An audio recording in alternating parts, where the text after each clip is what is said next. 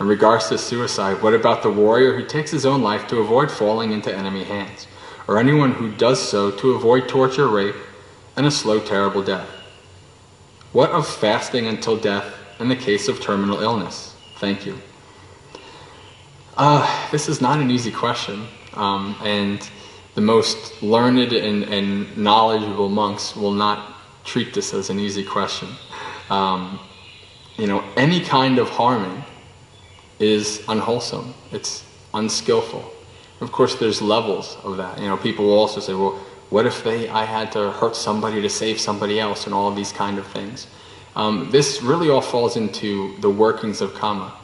And a lot of these things you can't really know.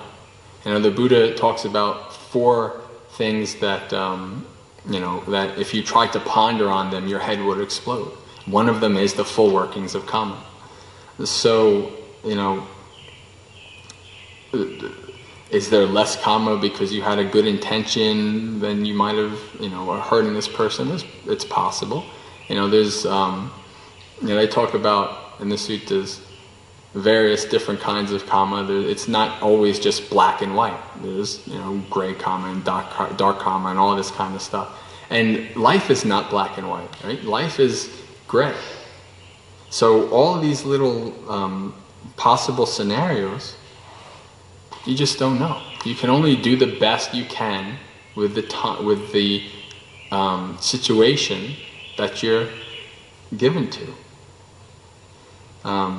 But still, the Buddha is quite clear that any kind of harming, any kind of killing is still killing.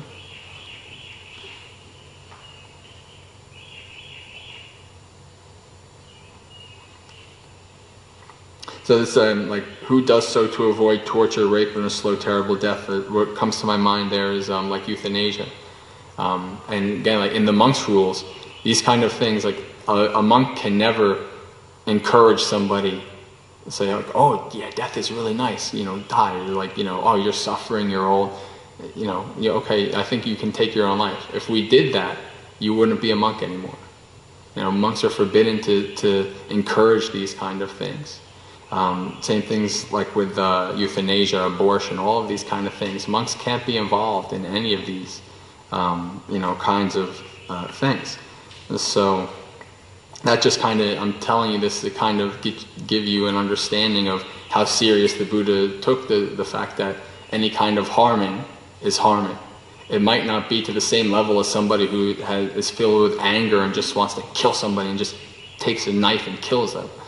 But it's still harming.